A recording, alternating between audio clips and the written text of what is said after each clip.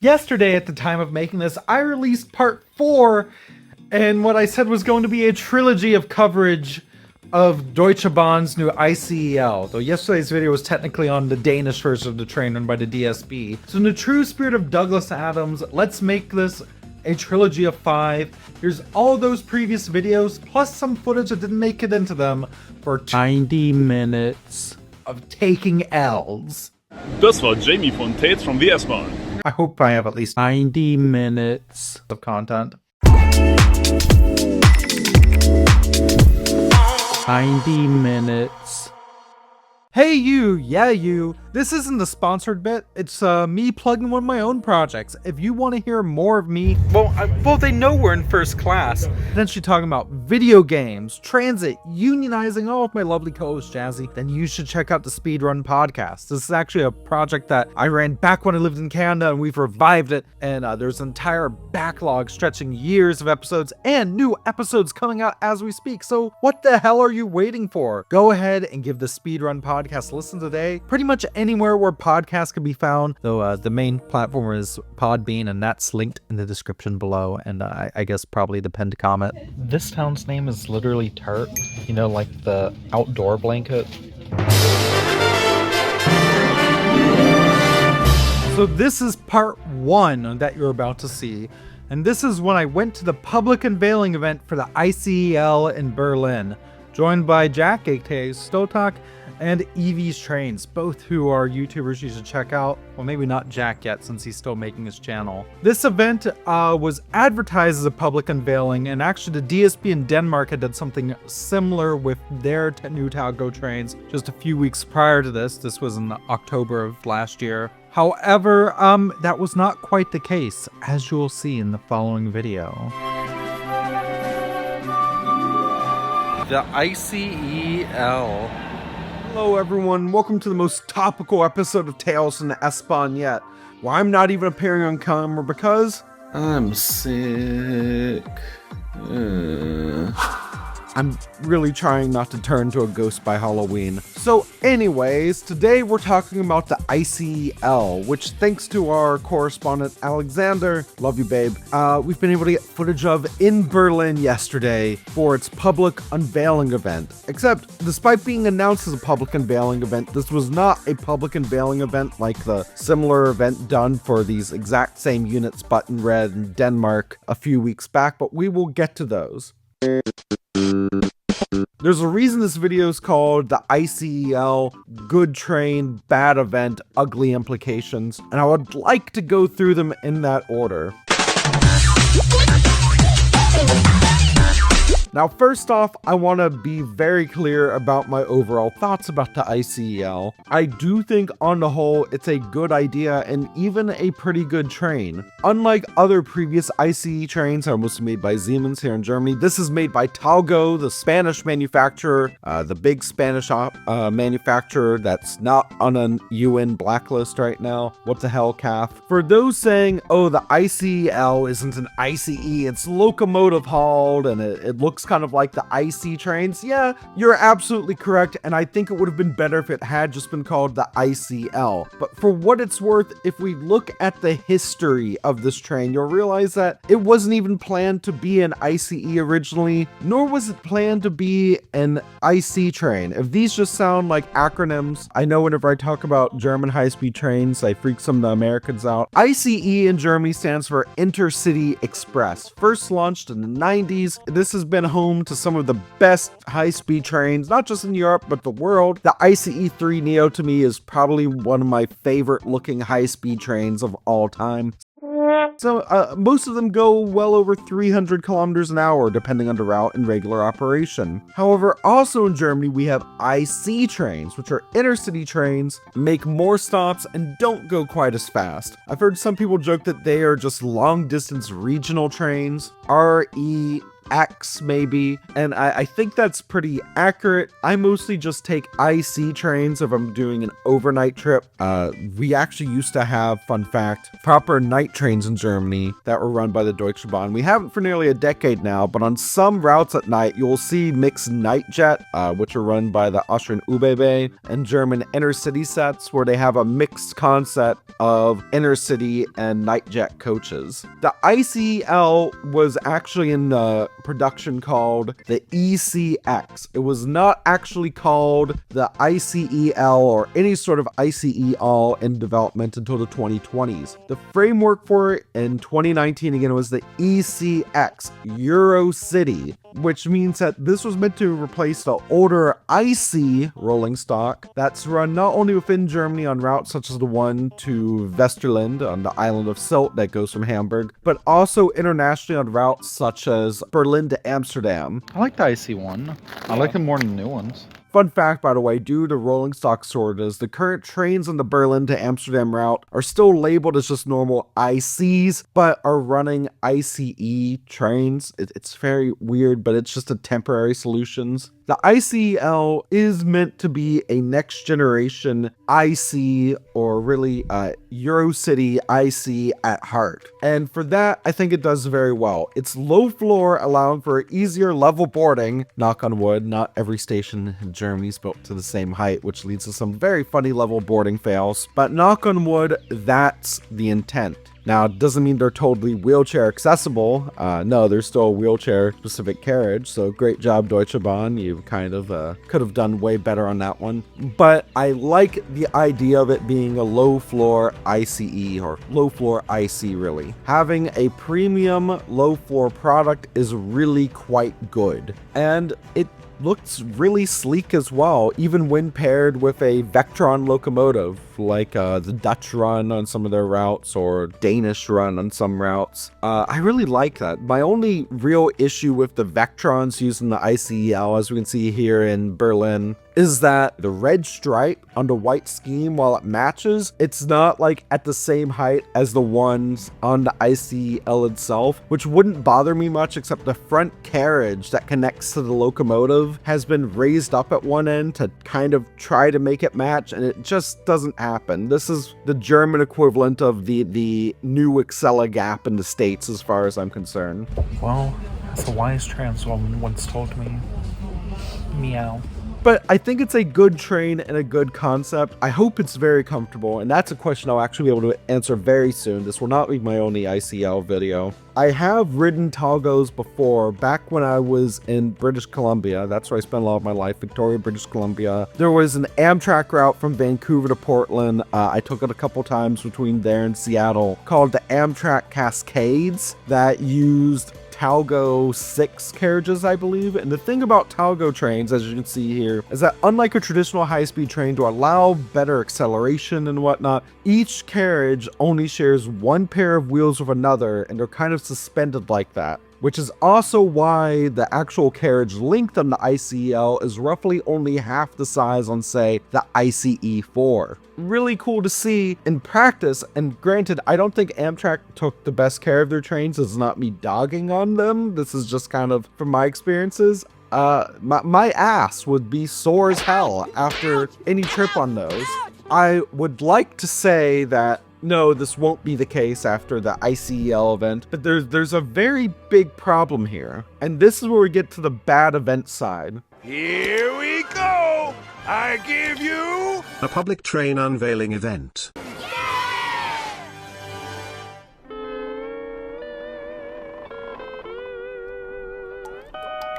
Now, this footage here really was taken from the ICL event in Berlin. Actually, not just from Xander's side, you know, the TFTSB side, but also Evie from Evie's Trains, and also Jack, who is fantastic. This was in person, but the thing is that this was announced as a public event, and I just want to talk for a minute about how poorly this event was organized. I've gone to public train unveiling events my whole life. When I was a little kid, the earliest one I ever went to was I went to one for the rolling stock for the Houston Metro. Maybe they were also doing test runs with my dad. Very infamously, I would love to find a clip, but because I spent part of my childhood in Houston, there was an interview with one of the local news outlets there where they asked me what I thought of the trains, and I told them I thought the train at the Houston Zoo was better. But to be fair, in my defense as a little kid, I'm not sure if you've ever been to the Houston Zoo, but the train there goes through like a glow-in-the-dark cave with like monkeys swinging around and stuff. So of course I thought it was better than the light rail trains. I was like 6. But between events like that in North America and also the public unveiling in Denmark for their new trains, for their new low-floor trains where people would be given tours and gone through. This event was announced on the Deutsche Bahn website as happening on the 17th and being open to the public. Öffentlichkeit, I believe is a term. And then nothing. I reached out several times for further details, as did several other friends of mine, and we never actually heard back.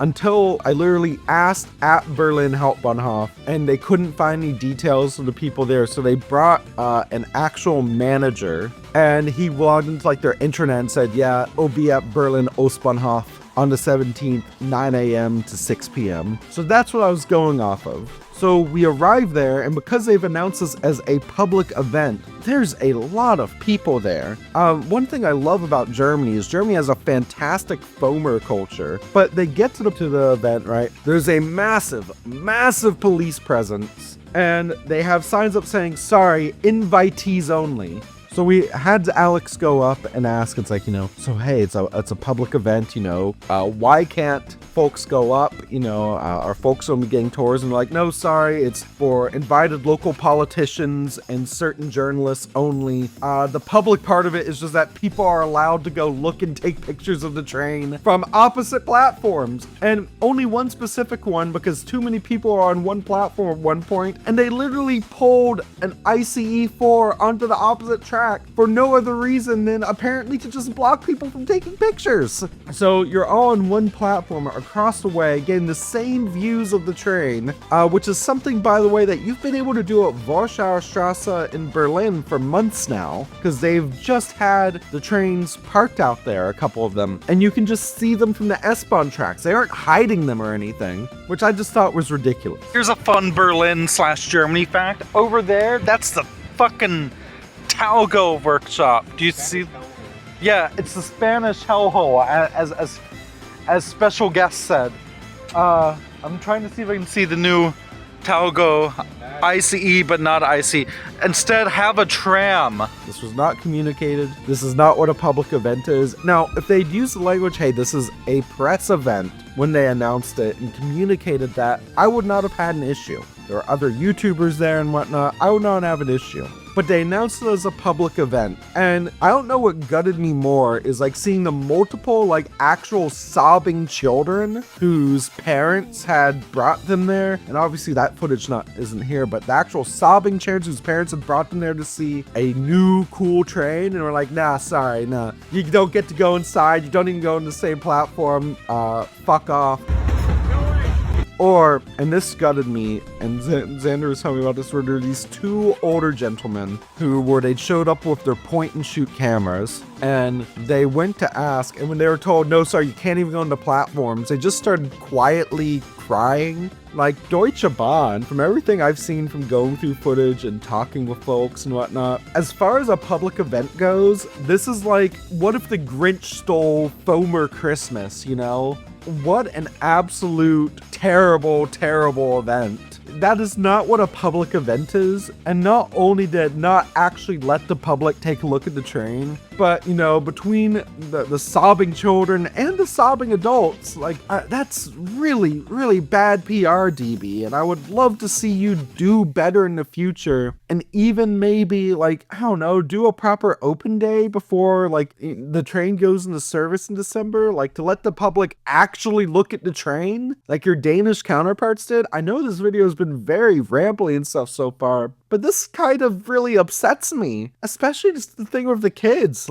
look, part of why I love trains so much that I have a YouTube channel based off them is because my dad and I would go see new trains and stuff so much as a kid. You know, I remember going and like being allowed in the cab of an Amtrak engine at one point and just being like, yeah, here's what the controls do and stuff. And when you're like 7, 8, 9, that's huge. So seeing kids who just wanted not even the cab or anything, but just to be on the same damn platform as the new train at the supposed public unveiling event, and last minute being like, no, you're not. And if you go up, the police will detain you.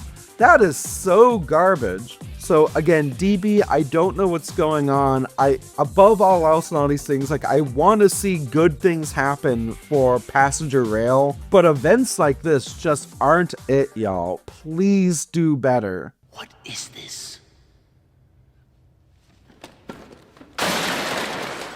Train event, not the public. So I guess it's both the bad event and also now we've also seen the ugly implications, because what does this mean to be an ICE? It looks nothing like the others. It's kind of diluting the brand a bit, but also what does it mean for public events? I had a couple of the folks who were there say that, it almost felt like they were trying to hide something about the train, like they aren't fully proud of it, which is a shame because, from what I've seen, both from their Danish counterparts and just generally exterior of the ICEL and even the interior shots, so I can't really judge those until I've managed to sit my ass in one of those seats. Even though it's slower than the normal ICEs, only capping at about 230 kilometers an hour, I've seen all the jokes of, yeah, the L stands for langsam. What does this mean for the ICE as a cohesive brand? What does it mean to have an event like this that was public but not really for the Deutsche Bahn's PR status? And above all else, what does this mean for ICEs in Germany? Because if this is a so-called ICE, and we have the current IC2 sets running on the normal slower intercity routes, which have just been called the Teppich RE, as in the carpet regional trains, and they really do feel like that. They are not very comfortable. Is this going to replace those? Is there still a need for the IC designation in the current year then? I don't know. And maybe that not knowing is the ugliest implication of all. So before we end off for today, I'm sorry I'm still a little sick. I've been on up and downs for the past nearly 4 weeks now, and it's been so intense. I've actually been doing way better the past few days. So this is actually a question I got on a recent post about another bit of train news I'll have to share soon, which is, when are we getting pictures of the model train setup? And the good news is that I'm working on it very intense, but this is what it looks like right now. I've been going between either using modern Markland's Z-Gleis or older M-Gleis. It's going to be a display style layout with 4 levels of track across HOTTN, which is my real love, and Z. I want to set up like a shop display, and the big challenge I've given myself is that it's being built on a 118 by 78 centimeter IKEA table, just so it's easy to move around and stuff. So here's what it looks like right now. Here's what it looked like before I put any foam down. I'm hoping to share more pictures via the community tab soon though, of when it's more complete. I actually just got the final parts I need for scenery, so I think as my upcoming weekend project, you're going to see a lot of updates, hopefully within the next month or so, of actual mountains and stuff. Along with my husband's layout, which is an N scale, which is being built into an old briefcase. So that's it. This was very unscripted and very different for what I usually do, but I felt like I really need to get this out. Thank you very much for watching. Stay classy. Here's some video of a Dutch Siemens Electron-hauled IC train, not an ICE, but an IC train, hauled by a Dutch Siemens Vectron locomotive at the ICEL event in Berlin. Alright, juicy. Ooh, like look at this Ostbahnhof. This used to be the original Berlin Hauptbahnhof. Actually, you could see it over there. They have a sign, Historische Bahnhof. Yeah, see? Okay, so do you want to know what I did exactly after this event to try to salvage the day? I took Jack, and we went to ride a boat.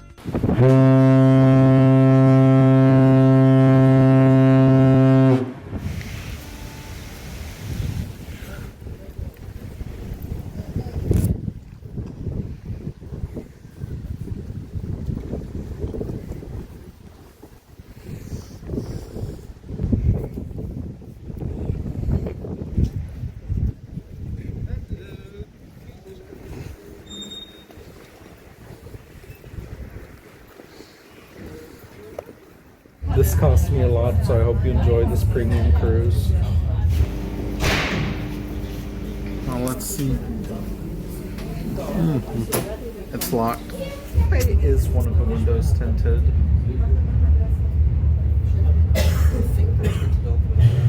I can't believe there's dots on the ceiling. Foamer shot. Do that again, one more time.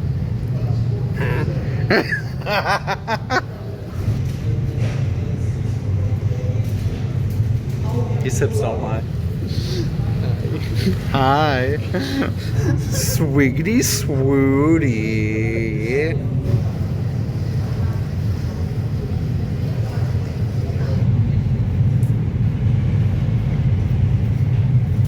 Don't you just love this Berlin ferry map? There's 6 routes, 5 in the east, and this one.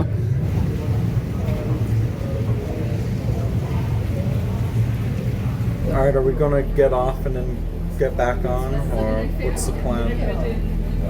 Do you want to just stay on and not, baby? You can actually do round trips here, but like same. Then we'll get off and get back on. Somebody once told me the world was gonna roll me. I would love to go on one of those high-speed Regios. So I see this ad for the ferries in Berlin about needing to wear shoes, and I just gotta ask, dear BVG marketing people, are y'all into feet? Look at those autumn colors. That's gorgeous. That's it. I'm dead. So after my initial video came out, it got a bit more attention than I expected, and imagine my surprise when I actually got invited on a test flight for the ICL by the Deutsche Bahn, which was really cool. My friend Felix was there, Brusco was there, Cody is awesome. This is what makes my review different. I mean, look at how well, Just shit posting. yeah. Everyone I met from the DB there was awesome, and it was a really cool experience, even if, as you'll see, the train was anything but perfect.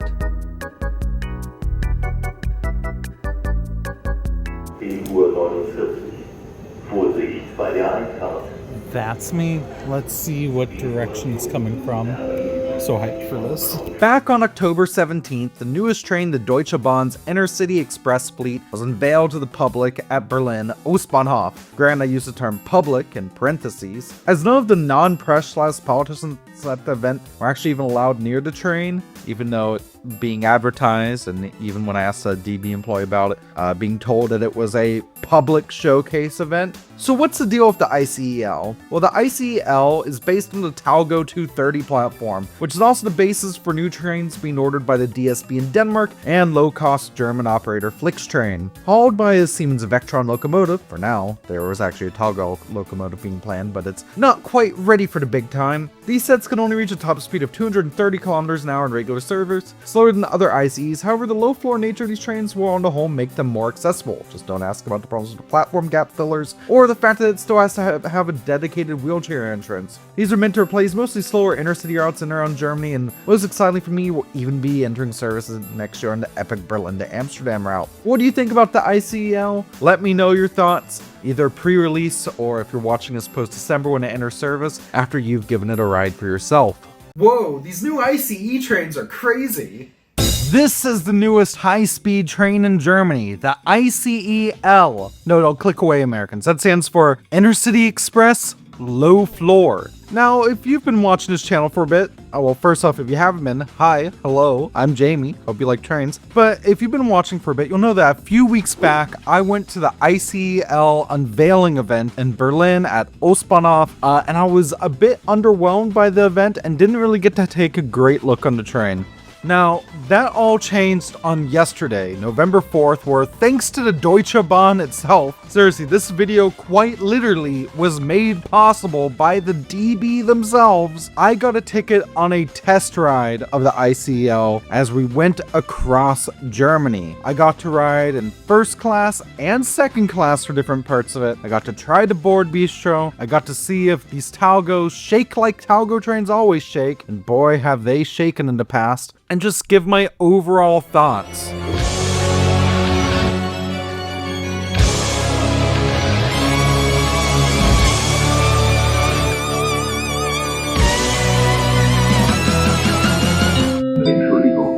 feel like it's so fitting that right as I get to open up here about the RE5 from Cuxhaven via Stade getting canceled. Thanks, y'all. Anyways, hi, from Hamburg Hauptbahnhof. Today No, it's okay. Take your time. No, I wasn't saying anything. So today I'm taking an 1 month early ride on the ICEL. Thank you for the invite, Deutsche Bahn. And I'm testing out my new wireless lav mic. Thank you, Patreon. So, yeah, let's do it. Let's take this ICE to Hanover to go ride the new low-floor ICE. Now, you may be wondering, why am I doing this voiceover instead of on camera? As it turns out, actually, I'm not sick anymore. This just kind of felt thematically consistent, editing-wise, or something like that. Now, I want to give full disclosure before I go further into this video. I was given tickets by the DB themselves for this test ride. On here, I rode with 2 companions who were both DB employees, along with my friend Briscoe, who also is doing a video on it. They were super cool on there. They actively encouraged me to get footage of anything I thought was cool. Fun fact, did you know that every single individual carriage on Deutsche Bahn's new ICEL has light signal dimmed by shining a light at this sensor here? Let's look at it in action. Why would they do that? There we go. And they had folks from both the DB and Talgo on board to answer all my questions. So, I really don't know what else to do to pass the time, so maybe I'll go to like a McDonald's or something. But yeah, the ICEL, I guess to go over from this perspective, I went to the event in Berlin a few weeks back. I thought the train itself seemed cool, but of course I had some thoughts on the event itself. Yeah, that video got an okay bit of traction, and among other things, I got invited to this test ride thanks to some wonderful folks at the DB, and also the DB now follows me on social media, which is really cool. Be very honest, it's one thing to see a train like this stationary, but I did ride Talgos as a kid on the Amtrak Cascades, and as you may or may not have gathered from the 7-mile spanking machine gift I used in the last video, I didn't think they were the most comfortable, but let's see how these DB ones compare. For recap before getting there, what is the ICEL? Unlike most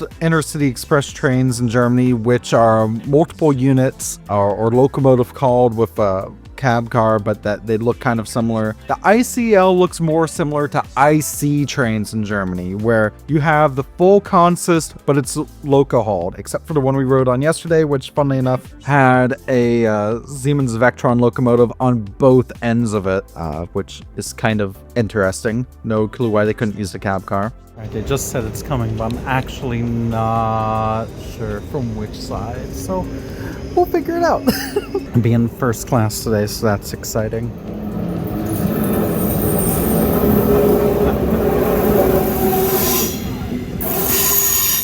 This route that I was invited on, in theory, the train started at Berlin Ostbahnhof and head to Hanover. However, for the sake of ease for me coming from Hamburg, I left Hamburg early in the morning, made my way down to Hanover, and then hopped on the train there. It was really nice. The train was reserved. I just showed the QR code the DB sent me, let me on board, no problems.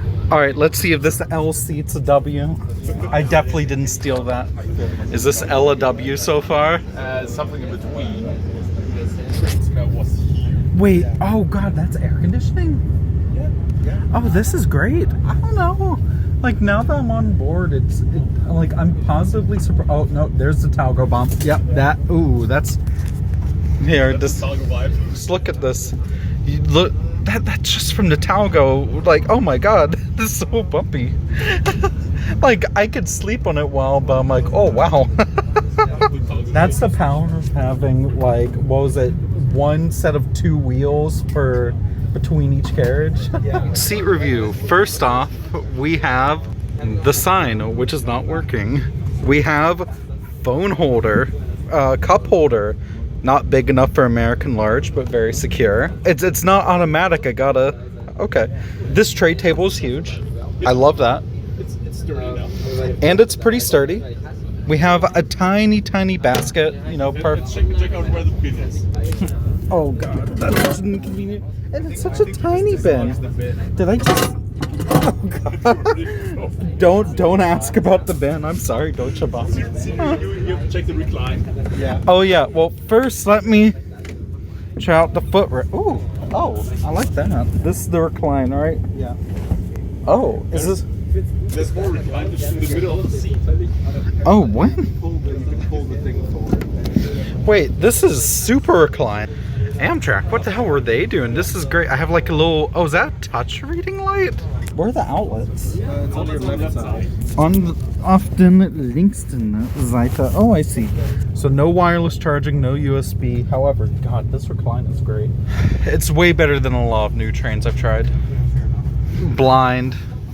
The one thing that I saw in a Trains Are Awesome video recently that I can finally say for sure is new train smell does exist. Yeah, it does. Alright, let's see how the two seats compare to my singular bachelorette seat. Oh, so we have dual cup holders. We have a padded thing. And the Brusco. And a Brusco. Hello. Hallution. Yeah, that's pretty good. I'm really happy I got to kick Felix out of his seat. Our route yesterday went from Hanover, where I boarded, down to Dusseldorf, where we had a couple-hour break for lunch, which I had some delicious katsu in Little Tokyo, before heading back up on a slightly different route through Hanover, all the way to Berlin Ostbahnhof. I should mention it wasn't just myself and other creators or press on there. DB employees, along with their friends and family, were allowed to come on this ride as well, which meant that the train was packed, but still had that new train smell, which, yes, is something that I'm now aware is very real. And just the overall energy was very, very good. Like, I just want to address the test ride event itself of how it was done, and I just want to say that compared to the previous one in Berlin Ostbahnhof, this one was a very, very good event. Folks were attentive, happy to answer questions. The folks I talked to from the DB, like Cody for instance, y'all were amazing, seriously amazing. This is what it's like to ride first class on Germany's newest high-speed train, the ICEL. First things first, to get to first class, if you're not already boarding from a first class carriage, you have to kind of weasel past the board bistro through this really narrow corridor, which unfortunately makes it a little difficult to get seat-side food deliveries. However, once you're into the carriage itself, the seats are wonderful. They're gray, they're huge, they have these massive tray tables, you have really good legroom. They're gray, they're comfy, super padded, decent legroom, reading lights, and overall, I think just maybe the comfiest seats in Germany. They come in either bays of 4 with a table or in a 2x1 configuration with footrests under the seat in front of them. They also have these magnetic seat backs, and I don't know what purpose that has, but hey, it's neat. Oh, and of course you can't forget the phone holder. Overall, good job on these first class seats, Deutsche Bahn. Now, gassing up the DB aside, let's talk about the ICEL, or should I say, the Talgo 230s. Okay, we're already starting to get a little bit up to speed, and I gotta be honest, already I can tell that the second class seats are a good bit harder than the first class ones. Yes, but other headrests are also. Well, first things first. Back track up there, table, Brusco. Shared armrest. Same outlet. No reading light. Shade is still very nice. Still has new train smell. This armrest isn't as nice as the other one. I would call this a really nice for second class? first class on a regional? Yeah. Oh, and we have a trash can. Ooh, Hamburg S-Bahn could never. Now, Talgo is a Spanish train manufacturer that I am very familiar with because I rode on the Amtrak Cascades, which used to also run Talgos extensively when I was a kid between Vancouver and Seattle. And the seats on that kind of felt like this. That was my big worry going into the ICEL, because while I saw videos and stuff of the interior and got a little bit of a peek at it when I was in Berlin last, how a train looks paused and how it feels paused is very different than how it feels in motion. Especially on this particular route, which both goes on shared routes through the Rhein-Ruhr region, while also going on the proper high-speed line when it turns towards Berlin. So this is the bathroom. They have warnings in Deutsch, English, French, and fucking moon language. That light was flashing when I sat down to pee, and it spritzed my ass mid-pee. What the hell? To start off, I began my trip in first class. Felix and Brusco had saved me a seat up there, and the first class seats are so comfortable. Like, just off the bat, this is a very good first class seat. It's comfy, it's big, the tray table is massive, the legroom is fantastic, which I'm really glad they managed to do since the actual length of the carriages in the ICEL only half the size of that on a normal ICE, and I thought it was a fantastic first class seat. The only thing that didn't work consistently was the Wi-Fi. Alright, so I'm planning to phone the stop on Dusseldorf, but what's actually really cool and what I'm really excited to see is when this test ride stops in Dusseldorf for about 2 hours, instead of driving off to a platform, we're actually going to open up to the public, I believe. I don't know if it's like if it's like unlimited or if it's gated, but I'm very happy with this so far. Even with the Talgo shake. On this bit from Hanover to Dusseldorf, where I was in first class, I decided to make a quick jaunt to the board bistro, the new board bistro, which I think looks pretty smart, actually. I really love it. Someone from the DB was actually really excited to show me these spinny chairs they have there. When you get up, they automatically put themselves back into place. You know what? Yeah, that was pretty cool. The selection for the test ride was limited, but a board bistro is a board bistro. I enjoyed my candy bar and my lemonade. Yo, Jamie. Yo. What do you think about working on this train? Every day I wake up sad that I must labor under capitalism. However, the more we went on, I realized that there was one major issue with the board bistro here. Basically, with how the ICEL is set up, the board bistro itself, the main entrance of the table and stuff, you reach that through second class. Very specifically, each of the articulated carriages are technically in a pair with each other. So while only every other carriage has bathrooms, for instance, you're only traversing the length of a normal ICE car, if that makes sense. The married pair carriage for the board bistro was actually the children's carriage, which had this adorable like dinosaur artwork on there and such.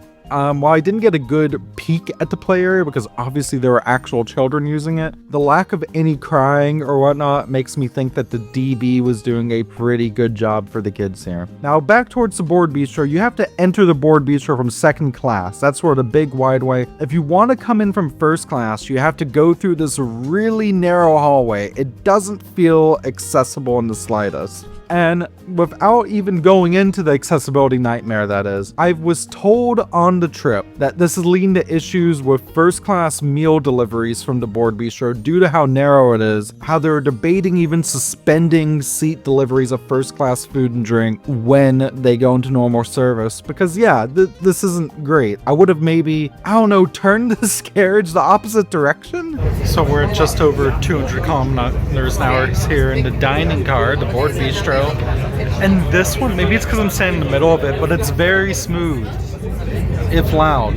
I do want to mention though, they did have seat deliveries on this trip. I tried it out. First one failed, but the second time it worked just fine, actually. Why are the bathroom trash cans in the ICEL so over-engineered? No, seriously. So on the ICEL, if you use the bathrooms, which fun fact, on my test ride, almost every single bathroom on board the train I was on, no offense Deutsche Bahn, this is true, almost every single one was out of order by the end of the day. But in the bathrooms in the ICEL, if you go to use the trash can, the lid automatically opens on it for you instead of you having to push it. I guess it's to help stop the spread of germs or something, but really, was it necessary? Especially since on the one time I tried to use it on my own, yeah, thanks Brusco for this footage, it ended up breaking and I had to just push it to throw away my paper towels anyways. The toilets on board keep breaking.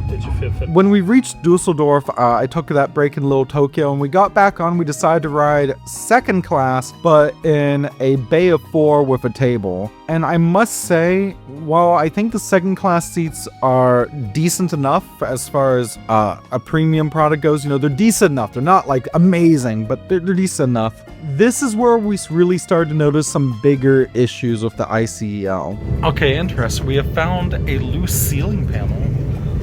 Interesting. First off, the Talgo shake is alive and well.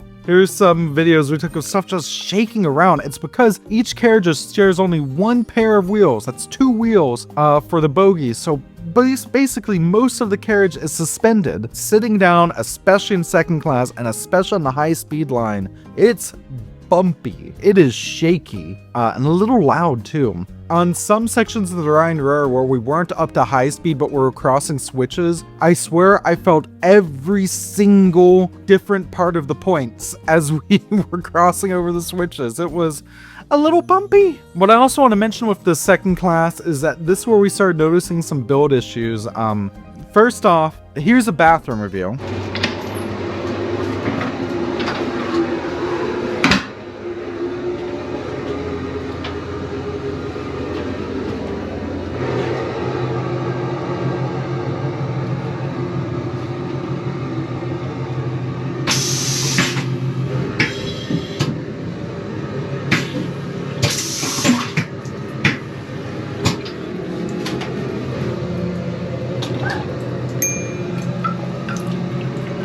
And I'm glad I got that because over the course of this trip, almost every single toilet on board went out of service. When I boarded in Hanover, already 1 bathroom was broken. By the end of it, all but one of the toilet, including the single accessible toilet, was Kaputski. And that's just not great. Mer.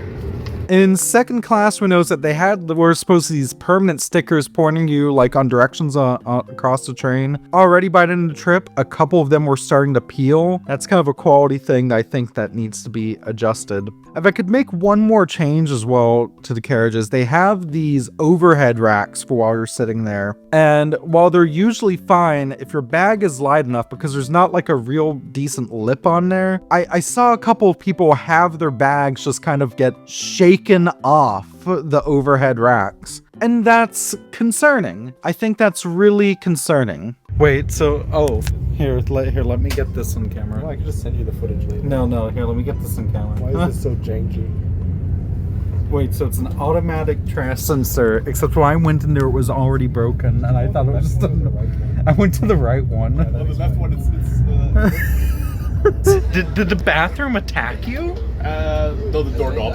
Oh, the doorknob. Okay, that's fine. ICL itself is sleek. I like the look of the interior. And you know, especially in first class, it was really, really comfortable. But I think what the idea here is I can see the broad strokes of what they're doing. We're talking about good seats, in the case of first class, an excellent seat. We're talking about a train that's low floor and that's in theory easy to board. And we're talking about something that is an ICE branded option that is, let's be honest, meant to replace a lot of IC routes. But the broad strokes are there. I think it's really the smaller details mostly that need to be ironed out. Except for one major thing, and that's, okay, if I can complain about one thing very massively. Level boarding. It is level. There is a gap. No, see, there's no barrier right there. It's unobstructed to get on. That said, you can see the wheelchair accessible retractor one down there. That's a board restaurant. Oh, at the board restaurant.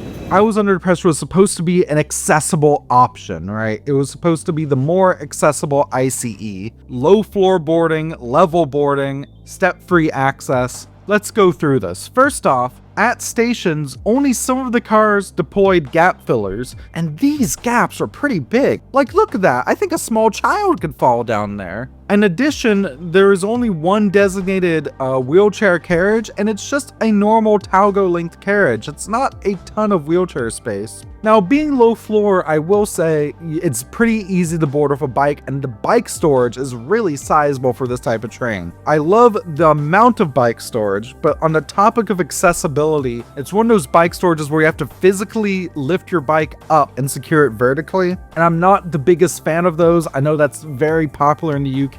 I just kind of see that as like an accessibility issue, especially as more and more people travel with e-bikes. On the topic of accessibility as well, I mentioned the very narrow path you have to go through to get into first class. And not only is that not wheelchair accessible, but once again, this is an ICE where the only wheelchair or accessible bathroom is in second class.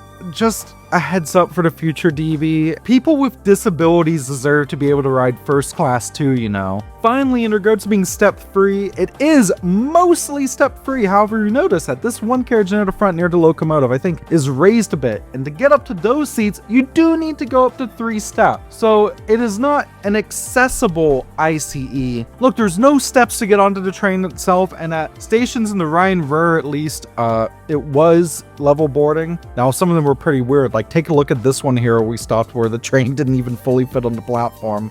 I like the broad strokes of the ICL, but I think it needs some tweaking. I would like to see how this compares to the other Talgo 230 sets being rolled out across Europe right now. This past weekend, the first ones went into service in Denmark, and I believe those will soon start serving their route from Copenhagen to Hamburg. In addition, Flixtrain, who operates trains throughout Germany, has also ordered some, and I want to see how theirs compare. I do not think it's a bad train, and that's what I want to say. It is an okay train. It's still lacking some of those details to truly be a great premium product. I say this not because I don't want to see it on the rails, but rather because I want to see it reach its full potential. And as it is, it's just kind of a nicer IC. But maybe that's what all it needs to be an ICE nowadays. Well, everyone, we've made it to Berlin. Before I get off, I have one more big update. Not only has, pretty much every other toilet broken? Like 80% of them. But now even the singular reduced mobility toilet, which at least is somewhat near to first class, so is usable. Or sorry, is no longer usable. I just realized, is that narrow pathway from the board bistro to first class? That's not wheelchair accessible. I don't think so. Oh, so another ICE with no first class wheelchair accessible toilet? Hey Jamie, I have a viewer question. Yeah, what's the question? What's the difference between an ICE, an IC, and just an RE or an RV? Oh god, that's my next video. Where not only I talk about these, but I talk about one of the most popular train types in Switzerland, the Interregio. So I'll see you then, unless I get that Hamburg S1 video out that I keep promising first. One of those is next up, but both are in the works, I promise. Here's on camera Jamie, wrapping it up for you. So here I am back at Berlin Ostbahnhof, and here's the thing, the ICL is not perfect. The broad strokes are there, and anyways, the broad strokes are there, but some of the small things, like some of the interior build quality, the bathrooms. Neither an L nor a W. Exactly. Is it great? Is it bad? Yeah, it's not bad. I'm not sure if it's fully up to par with the most premium of the premium products, but it's a good train. It feels nice to actually be really happy at Ostbahnhof. Again, imperfect, but I hope that there will only be improvements from here. Fire door. No, I mean the yellow feet. Don't touch the light or you'll get electrocuted. Fair enough. I want to touch it. Here's a cool new thing about Deutsche Bahn's new ICL trains that I think all you foamers will enjoy. If they want to, they can just make the lights at the front of the train flash in an alternating pattern instead of just staying on. And I think that's really kind of neat and also pretty cool when they're doing around the station or yard switching moves with these Vectrons. I know the Vectrons aren't permanent to the ICL, but I think they're cool, damn it. You know what I'm finding really nice about the makeup here is there's a lot of other creators. I think I'm the only English one. But there's also like just a lot of foamers here. Oh, Briscoe got recognized. He's fantastic. Part 1 of my ICL coverage was the before launch, and part 2 was getting to see what the actual experience was like, albeit earlier than most of the rest of Germany. Part 3 is me looking towards the future and also the past on how the ICEL fits into German rail. And yeah, I think that's really interesting, and I hope you enjoy this part. The sea star is moving in. Oh my god. The sea stars are moving. Oh my god. She's like, leave me be. She's like, no, I want my toy. Oh. Those brittle sea stars. They're such jerks. Big energy for such brittle creatures. This chair needs to be replaced soon. Hey everyone, welcome back to TFTSB, where I still won't shut the hell up about Deutsche Bahn's new ICEL. By the way, hey DB, want me on more trips? Call your girl up.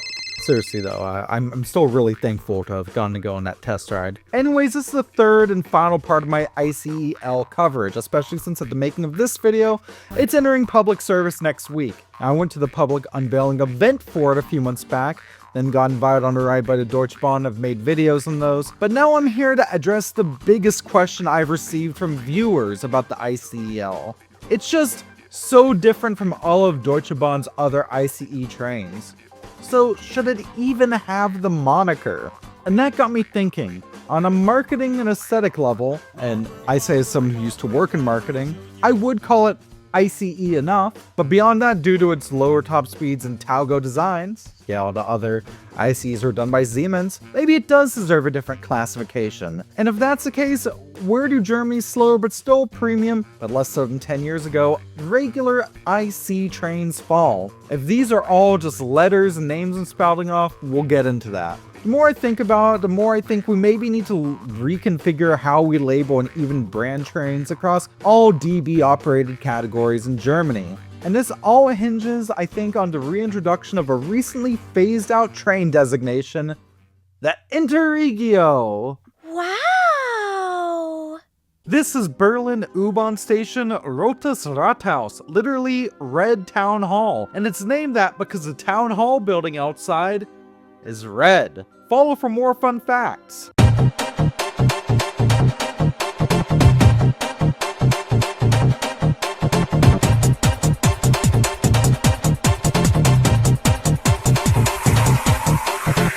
This is one of the fastest Regio trains in Germany, the RE200, Regional Express number 200, operating the land of net here between the cities of Wendlingen and Ulm.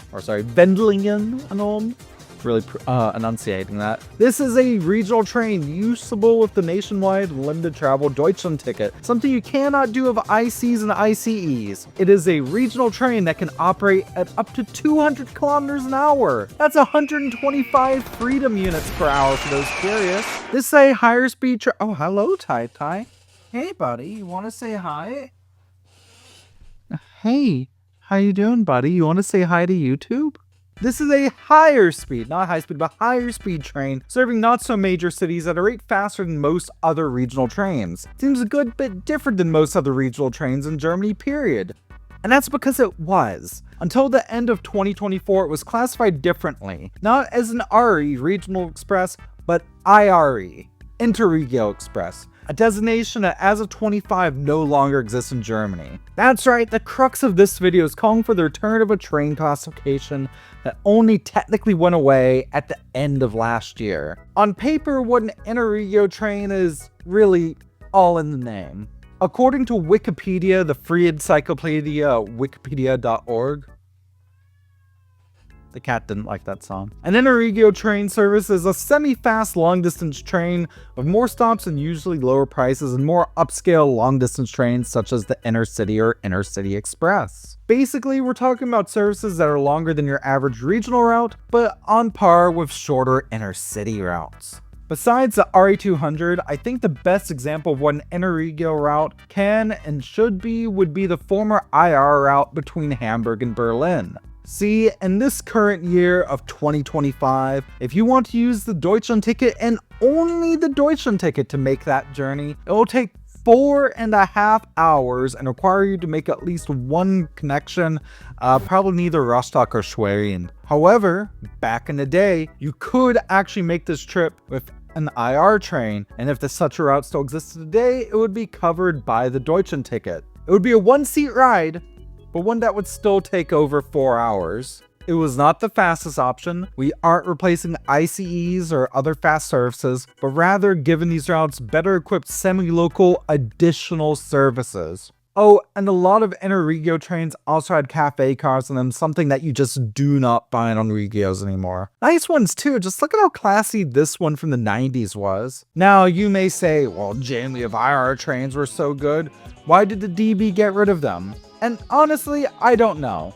but it's probably something austerity and money savings. But what I do know is that at least someone at the Austrian State Railways, the ÖBB, feels the same way that I do, because this category train has literally just started running in Austria this month, December 2025.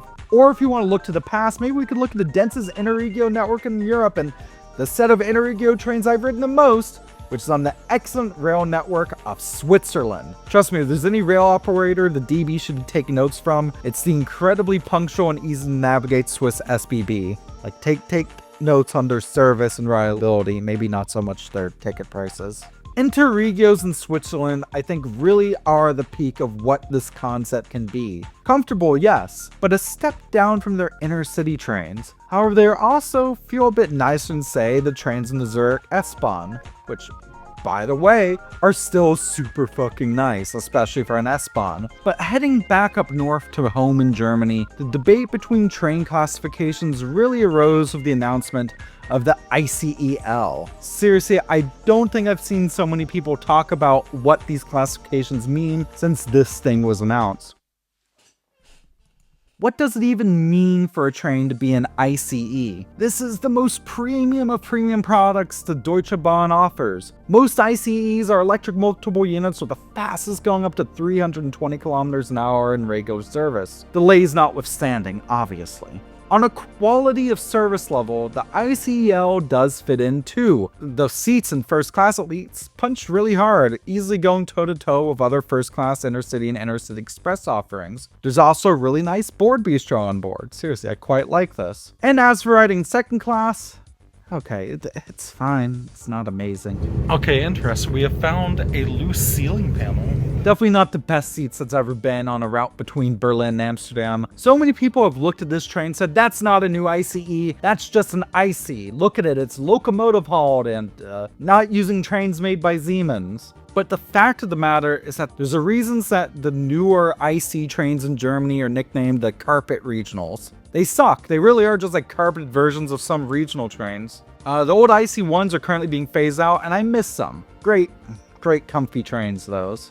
This is all leading up to a fancy idea I've envisioned. I know it's one that's outside the constraints of budget and politics, which I do know the DB is constrained by in real life. However, it's something that and this is my personal opinion, that I think we could see only if we got a pro-transit government in power in Germany again, and one who takes the DB out of the private fold. Though yes, I know that in itself is complicated, as while on paper the DB is a private company, the sole shareholder is actually the German government. Either way, let's just treat it as a public good, okay? If the Brits can do it with their far messier previous setup, so can we. Looking through old pictures of trains in Germany, especially old interregios, I kind of miss just how colorful trains here used to be. They weren't as accessible, granted, there's nothing wrong with the current mostly red color schemes, but these old colors are not only gorgeous, but help differentiate the type of train clearly and visibly just with a quick glance. So here is my new envisioned division of German railway trains, complete with a swanky set of new colors based off the old Deutsche Bundesbahn. Except, the first of these divisions has minimal changes all around.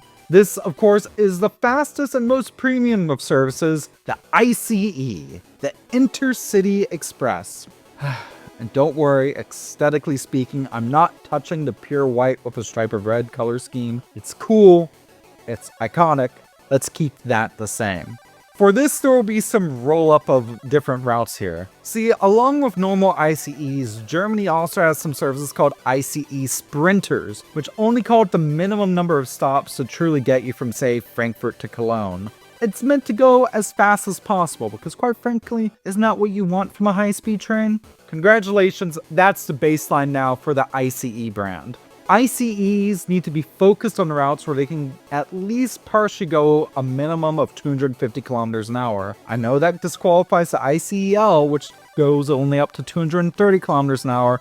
To granted, that wasn't even an ICE, it was the ECX or whatever. And this will lead to many current ICE routes which stand low speed lines predominantly to be demoted to standard intercities. Or, in my heart of heart, just encourage the DB to have more track upgrades made for trains to go faster, but politics. Though that said, there's nothing wrong with a lot of those routes being demoted, and they can and will thrive in the standard intercity category. The new ICs use better stock and need to have a cafe on board, and ICEL fits that perfectly. If the ICs will be darting between Hamburg and Berlin or Frankfurt and Cologne, the new IC can take you from, I don't know, Bremerhaven to, I don't know, Koblenz. I really hope they bring that Bremerhaven route, by the way. The Bremerhaven-Koblenz IC route was a victim of the 2024 timetable change, and now there are no intercity routes out of Bremerhaven. That makes me a little sad. To show that the ICs are still premium, but a bit slower and less expensive than normal ICEs, I propose inverting their color scheme to DB red with a white stripe on it. Basically, here's the Danish version of the ICEL.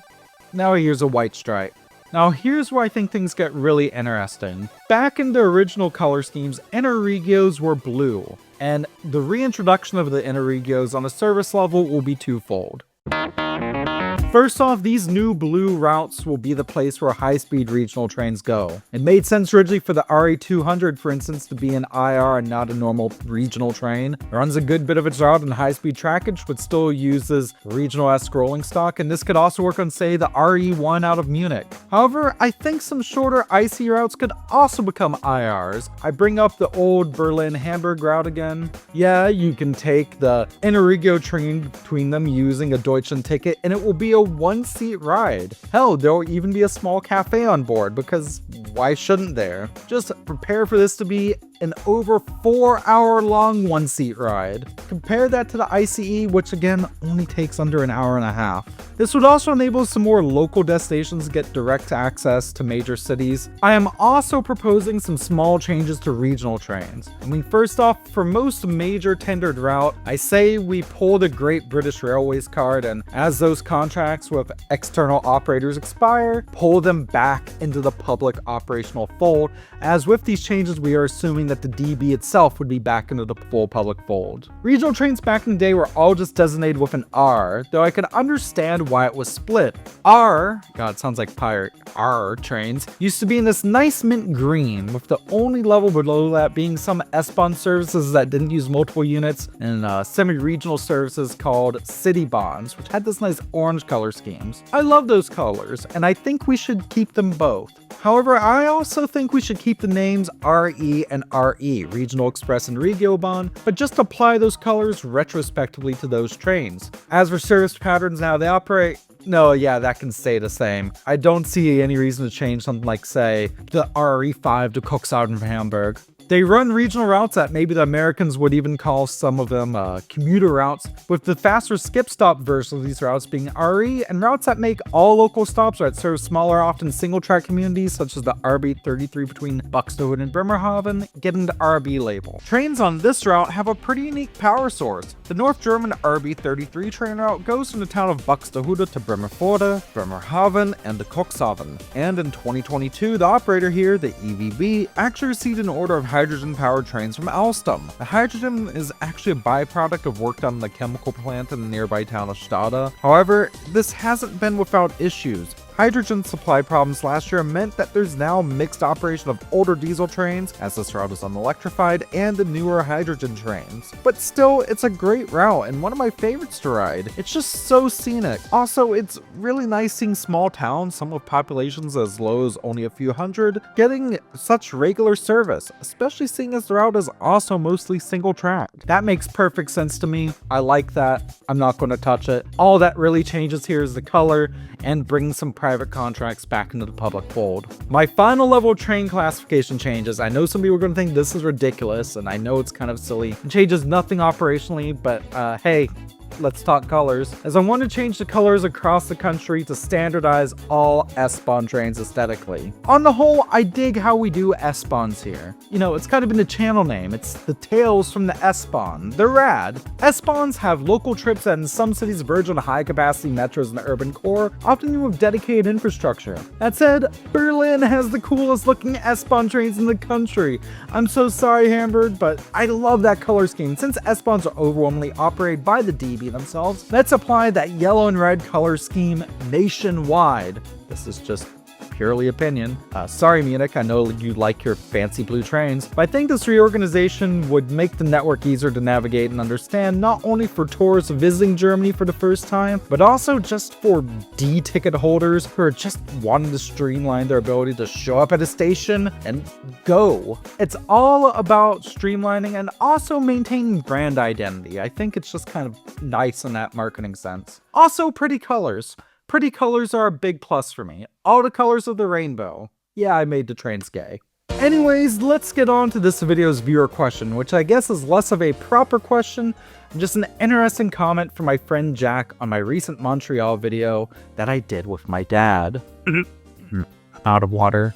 I wish things good for operations like platform screen doors and full width cabs for drivers weren't so bad for foaming. It seems to happen so often that good operations are in direct conflict with good foamability. I know, God, watching that video on the Montreal REM, you can really tell I'm struggling to get some train shots at times. Yeah, I agree. Look, I love taking pictures and videos of trains. Trust me, far before I was a YouTuber, I was taking pictures and videos of neat trains, all the way back to being a kid and my dad letting me hold the VHS camcorder. But I do think that these aforementioned things, I think their overall good should be the standard for train operations, or certain types anyways. Platform screen doors on metros especially. Also, platform screen doors, just colloquially speaking, do more than just keep people from being pushed onto the tracks. The floor-to-ceiling ones in the stations, the Montreal REM for instance, also help keep heat within the stations. Super necessary given how cold Quebec gets in the winter. Yeah, it's definitely worse for taking cool pictures of the trains, but for everyday ridership, it's just better for safety and even general comfort.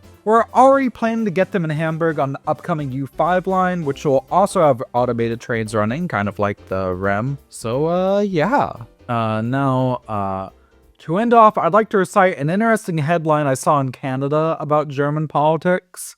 My life is hell. So, like, a lot of people in Germany have been dissing on the ICEL and being like, oh, well, I mean, it's not truly high speed at only 230 kilometers an hour. Why is that an IC? It's local hauled. Well, on the flip side of that coin, do you ever think about how we have lines like the RE200, which literally operate at 200 kilometers an hour, but are still just regional trains?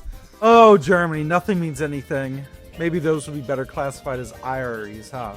Like how the RE200 literally was until 2 years ago.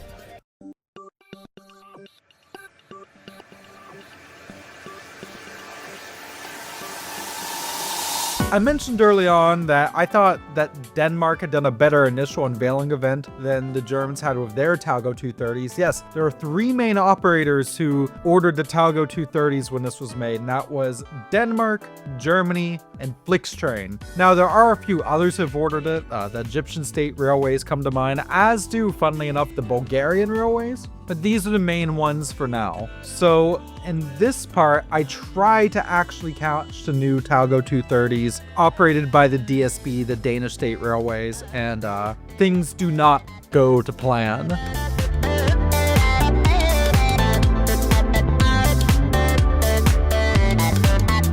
This one here, completely Kaputski.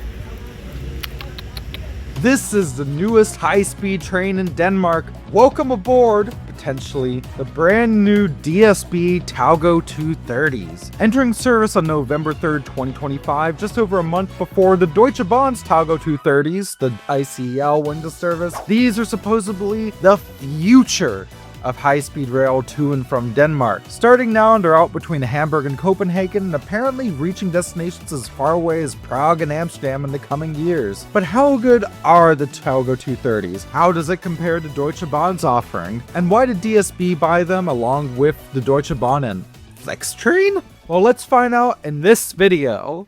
My God, I was really doing my best Simon Anderson there, huh?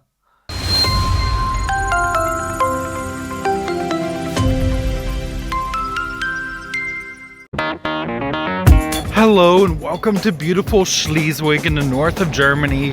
That's the Schleswig and Schleswig-Holstein. I'm, like only like an hour and something from Danish border. I'm supposed to be doing a video riding the new DSB Talgo 230 train. So I've been to Denmark good, but I usually ride Regios. This will be my first time riding on a DSB intercity train. Except I just got a notification that my departure is delayed by an hour and a half. So let's see how this goes. Welcome to Schleswig. This station is kind of weird. It's on the inner city routes, but like it doesn't feel like it should be. The actual station building is really run down. It's kind of depressing. And if you do want to talk to station staff, they have this little booth where you can video call someone. Behold what is actually basically the station building here instead of that poor rundown one there. Basically, you can video call someone to talk to someone. Oh, it's heated in here too. And they have a thing where you can buy tickets. It's also, that's where you pay. There's like an actual thing for printing documents for like, if there's a delay. And more importantly, they only opened the door like a little bit ago. Like, despite what this says, the hours are a little inconsistent. Yeah, again, depressing. I got here bright and early for a route on EC 1174, a route that will take me from Schleswig to Hamburg with no intermediate stops after it arrives en route from Copenhagen. So I'm curious if this is the infamous reliability issues of the Talgo 230s, especially the DSB ones I've been hearing about. But according to the schedule, it's not delayed till it gets out of Denmark. So it could be something with the EU law breaking border checks. Seriously, what the hell is with this? We're in the Schengen area. Stop with that crap, Germany. You too, Denmark. So 2 hours delayed. I checked to see if I could catch it from Padborg, and while there is another EC train coming through Schleswig, it is completely sold out. And so I wouldn't be able to reach it in time. And that kind of blows. A lot of trains to and from Copenhagen run on this route. That's kind of a big thing. And for some reason, one of the big stops is in Schleswig. Afterwards, it goes over the Rendsburger Hochbrücke, one of the largest, coolest bridges in Germany, before meandering its way into Hamburg, assuming it doesn't get caught in traffic between Neumünster and Pinneberg. It kind of happens a lot, honestly. Okay, so I'm consulting with my friend Val because the weird thing is the delay shows in the DB app, but not in DSB's planner. She's helping me figure out if I should stay put in Schleswig. So I'm taking you on this. Thank you, DB. I was really excited for this. I mean, it's similar to the ICEL, but a little different. First off, the cab cars haven't been approved to service, so there's none of that. Instead, you can apparently get really cool phone reviews. Here's a shot I took on a Czech EC train with a similar setup a few years back. I love this type of stuff. Second off, no cafe card, or Bohr Bistro as we call it here in Germany. Instead, just vending machines, which was kind of, But also the seats look really comfy. I would love to try them out for myself. However, it seems that I was not actually going to initially because the train got delayed and then delayed some more. There were a lot of delays here in beautiful Schleswig, Germany, and it was rather beautiful. It's a shame I didn't get to visit on this trip to Schleswig, but one of the reasons I chose to board from here, besides it being cheap and close to Hamburg, is that there's an Edeka grocery store here called Edeka Fick, which in German literally means Edeka fuck. And I just think, the fuck grocery store is kind of funny. Now, I want to be clear, I'd ridden in earlier this day in first class on a regional train. I gotta say, the DB Schleswig-Holstein bi-level electric multiple units have a really good first class, just so comfy, so comfy. And I was hoping my experience on the Talgo would be similar. After all, I was really impressed by the seats on the ICEL. This is my baseline for the Talgo 230 seats. Hi, past Jamie here. These are the first class seats on the DB Schleswig-Holstein first class regional seats that I sat in up here. They're actually really comfortable and really plush. Well worth the $15 upgrade. But why did the Danish go for a Talgo? Well, I gotta be honest, it's money. Here comes the money. Here we go. Someone say Talgo. Oh, bam, baby, isn't that baby? This route has been running an agent fleet of IC3 DMUs, which is beautiful, kind of American-looking tube trains with these rubber fronts, so that if you couple them together, you can move the cabs aside. It makes one long unit. Really cool train, one of my favorite in Europe. I believe they run an electric version in Sweden. Super cool. In addition, some trains on this Hamburg to Copenhagen route have been running IC1 coaches, which were meant to be replaced either by by the Talgo on this route or the ICL on other routes, but perhaps as an omen, when I was at Hamburg Hauptbahnhof that very morning, I saw a few being queued up to run to, say, Westerland on the island of Sylt. Oh, IC1 carriages, gone but not forgotten, filmed before, the day before New Year's Eve 2025. This has not been the first time the Danish have tried to replace the IC3, the oldest of which are over 40 years old now. About 15 years ago, they purchased new high-speed train sets called, fittingly, the IC4, and it was so unreliable it was taken out of service within a few years and sold to the Romanians. See, the Danish seem to have a problem with going for the cheapest option, but not necessarily the best option, but to be fair, Denmark in the modern day has not really been impressing me much. The fuck is chat control? What is this? Imagine my surprise when waiting for my now very delayed Talgo EC train. I knew it was a Talgo from the app. Instead, we got an IC1 hauled by Danish locomotives. There's a Danish Talgo coming. It's one towards Copenhagen, and it's sold out, so I can't board it. But it's coming. See, they do exist. Oh boy, what lucky people are going to be taking the L today. Wait a second. That's not a Talgo. No wonder this one's on time going towards Copenhagen. That's not a Talgo, it's just using refurbished IC1 coaches. I really thought all of these would be phased out with the timetable change in December in Germany. I guess that was wrong. What the ass? Also, classy. No, seriously. So much for phasing out the IC1 coaches, huh? Does this mean we get the IC3 still? Because I really like the Danish IC3s. So I waited and I waited more. I probably looked really insane on this platform just vlogging, because at this point when the delay was hitting the 200-minute mark, it would have been faster to have just taken an ICE or a regional train. Granted, if I was going to give up, it would be a regional train, because if I took an ICE, I'd forfeit my refund. Hi here, Jamie here as another train towards Husum pulls in. They just made an announcement. I wish I'd caught it, but basically, they canceled the train and then uncanceled it. So I don't know what's happening. So it says it's going to be here in about 40 some odd minutes. If it doesn't arrive at that time, I'm just taking the next train back to Hamburg. And this is the review, the biggest L of all. What even is this train? My God, DSP. Eventually, another train pulled up in Schleswig, and this was an IC3.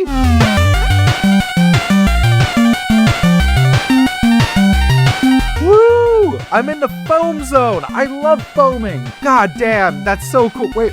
What happened to the fucking Talgos? What? No, none of these are Talgos. What's going on, Denmark?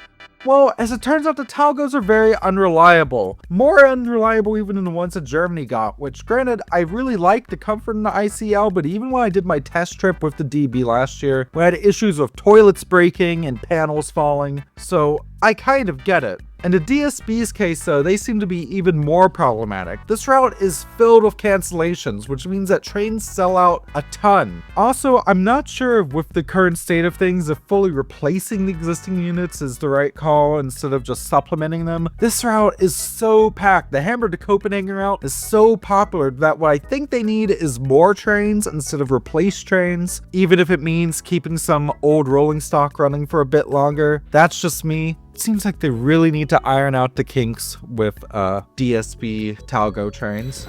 Okay, so Hamburg is like here. That's the big place. And where we are is here. See Schleswig.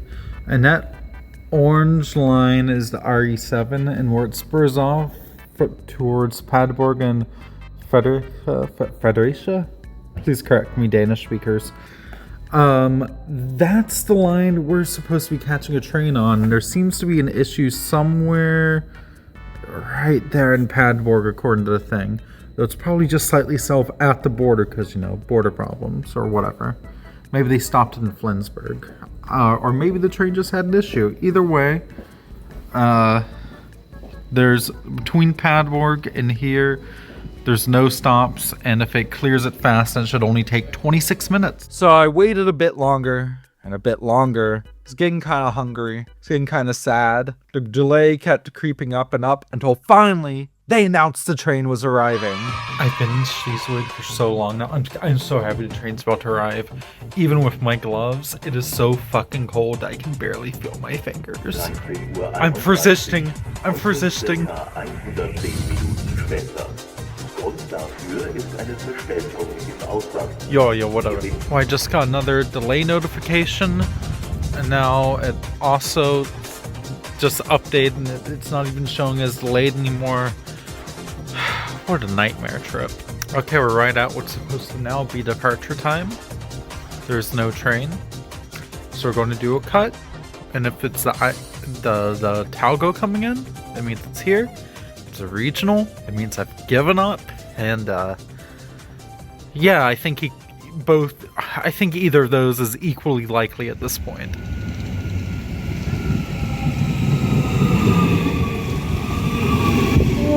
The train did not, in fact, arrive. I thought it was an unceremonious cancellation, but by this point, I was sick and tired and frustrated, and I had an invite from a friend to go to the Model Railway Club in Schwarzenbeck. So I took an RE back to Hamburg and requested a refund. So since I couldn't give you a DSB Talgo seat review, I guess here's what first class on the much more reliable Bombardier double-deckers are. You have this in first class, of course. If you have a Deutsche ticket, it's only $15 extra, which is only beaten by the $3 extra if you do one within the Hamburg region, which yes includes cities such as Stade. Anyways, folding armrest, ooh, folding table with my laptop on it, really padded seat, trash can, outlet, which I'm currently using. You can see the cord. Little things in the table, cups, and like, I'm not sure if you can see this, but like so much legroom. There's so much legroom I can't even reach seats in front of me. These are great. These are awesome.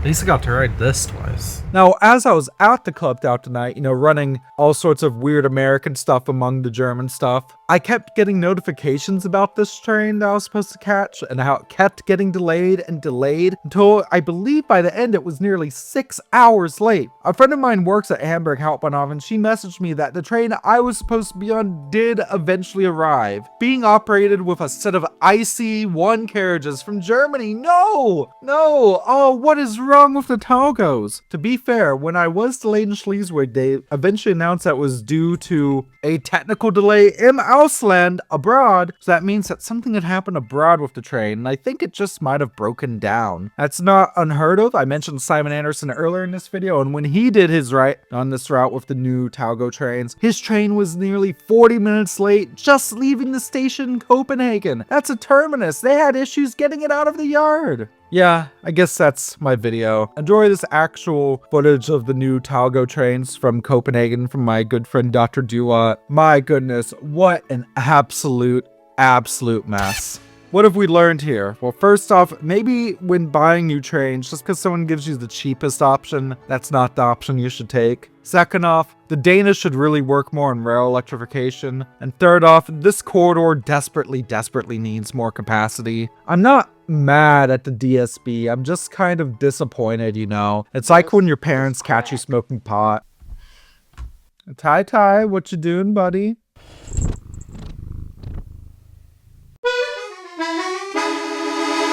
So I got a question about a shot I used in a recent video of the Gizmondo, which was a video game handheld, well, I guess connected to the Swedish Mafia, the Uppsala Mafia specifically. And someone asked, didn't the AVGN make a video on this? And I'm not sure if James Rolfe did. I know LGR did, but I actually did as well. So if I can get a little self-promoting for a bit, if you want to see a really cool documentary involving weird handhelds that literally melt over time and the Swedish Mafia, I have a documentary out as part of the Art of Failure series over on Stuff We Play, so go check it out. I guess this is the closest thing to a sponsor plug in this video, or I don't know. I have a Ko-fi now. Money now. Me and money needing a lot now. Fried ice. Ooh, gay. Alright everyone, here's a very requested segment, and it's a segment where Jamie follows up on bits from some of the previous videos and offers some corrections and just general thoughts. And there's a bunch of them, especially since we just went through 4 videos plus some bonus content. So, I guess for the next few minutes, let's go ahead and go through them. First off, the very first video was filmed back in October, and that was before I got to ride the ICL, and also obviously before the December 2025 timetable change, which yes, not only introduced the ICL itself into service, but got rid of some services such as the intercity coaches that you could take all the way to the ferry in Dagobul. Goddamn, that's depressing. Also, do you hear that they're closing the DB lounge in Karlsruhe? I hate budget cuts. Austerity does nothing good. So I mentioned in the IC route in that video that was operated between Berlin and Amsterdam but used ICE rolling stock. And now, while I can't verify it for the Dutch side, on the German side, that route is labeled as an ICE now, so that is no longer a problem. In addition, I mentioned going to the opening of the Houston Metro Light Rail when I was a kid, which was, God, 2004, hot damn, that was 22 years ago. Oh, I'm getting old. And on the day I'm recording this, I've only very recently turned 28. Anyways, I couldn't find any clips or pictures, but my dad also recalled the interaction I had with the reporter there. It was actually opening day for the Metro Light Rail, and apparently the reporter was from the Houston Chronicle, according to my dad. But can you really blame like a 6-year-old for preferring to train at the zoo when there's like animatronic monkeys and stuff? I was also informed by some DB folks later on that the issue with the event not allowing public entry should not have happened. Just something in the wires just got crossed. And future ones should be more, well, actually public. I knew something seemed off about that. And honestly, the fact that some folks in the DB even brought it up with me, I think already shows just some good signs heading towards the future, just in my opinion. I only have one note from the second video. After the ICEL entered service on December 14th, while I've heard of general reliability issues causing delays and such, I'm happy to say I've heard no reports of further mass bathroom failures like on my test ride. I mean, granted, this is just based on word of mouth, and I have seen other videos from other people who've written it since, but whew, that's good because, yeah, I could imagine taking that between, like, Berlin and Amsterdam, and if that toilet failure happened, it becoming a pretty ripe Talgo, if you catch what I'm saying. Why is the dot shining differently? Because it's glued on, not straight. Oh. It's a queer dot. Going on to video 3, I really should have mentioned that Interregios and Interregio Express trains in practice in Germany often had different route links and stuff. Sometimes Interregio Expresses were basically faster Interregios, sometimes they were like their own thing. It's kind of complicated. Honestly, I was worried about making that entire video too convoluted. My hope in general is to simplify things, and I do stand by my plan there, and I think it would be cool. I got a lot of people complaining about me wanting colors for the trains, but not wanting private operators, even though they each bring their own colors. And look, do you want reliable train service that'll last for years to come or not? And that's where I'm truly coming at this, because I don't think trains should be run at a profit. I think railways, like roads or pipes or anything, you know, public transit is a public service. It should be run to serve the public, not to serve shareholders. And for those saying, oh, well, a fully public rail system is impossible due to EU laws trying to make state-owned rail monopolies, you know, that always pisses me off because, you know, instead of complying with bad laws, why not instead fight to change or overturn them? And there's been a lot of bad laws proposed lately. I made a jab at the Danish chat control proposal in my DSB video. That's video 4 that we're going into now. But I don't think any sane person wants a government backdoor where they can scan your chat messages and internet history and stuff. That's dystopian and horrible, and quite frankly, just gross. Now, one thing that I mentioned very early on in the DSB Talgo 230 video, which, you know what, on me, absolutely on me, as I mentioned that one of the new routes going from Copenhagen is to Prague, and that will not be run by the Talgo 230. In fact, I don't think the DSB is running that at all. České dráhy stock will be used there. It's basically a Czech train route to Denmark, not a Danish train route to Czechia. However, I was completely correct about the route to Amsterdam. That is absolutely happening. That is going to be run with the 230s, and yeah. And while nobody has mentioned the comments, I do want to mention that the DSB has another train in works, the IC5, being created by Alstom. I believe it's based actually on a platform that they've rolled out in other countries, but this bit is unscripted, so don't you dare make me think what that is right now. Now, whether that's good enough to actually replace the IC3 or not, only time will tell. I know Alstom is really hit or miss a lot of the times. I mean, back when it was just Alstom Atlantique, you know, they were the peak of rail engineering with like the TGV and stuff. But ever since they acquired Bombardier, and I say this as someone from Canada, they inherited a lot of what made Bombardier great, but also a lot of Bombardier's problems. And this has been reflected in a lot of the more recent trains. See the massive delays of getting the new Excellas out. Acela? How am I pronounced that right? I don't pronounce the C, right? Anyways, getting the new high-speed trains out for the Northeast Corridor in the US. My hope for the Talgo 230 platform, despite some of the Talgo shake, despite the reliability issues, despite some of the general controversy with it, I really do hope that instead of the trains being phased out or replaced with something quote-unquote better, I hope the kinks get ironed out and that they do have a long and prosperous career on the whole, and that what we're seeing right now with a lot of the issues ends up just kind of being growing pains. I don't know, maybe by the time Flixtrain gets theirs, it'll be ironed out, or maybe I'll be doing a video riding the first ever Talgo 230 Flixtrain and still reporting about toilet failures and mass delays. I don't know. I'm hoping for the future. I don't know how to end off here. So, here once again is Mario and Sonic kissing.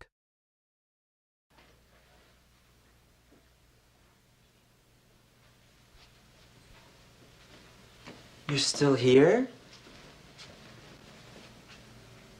It's over. Go home.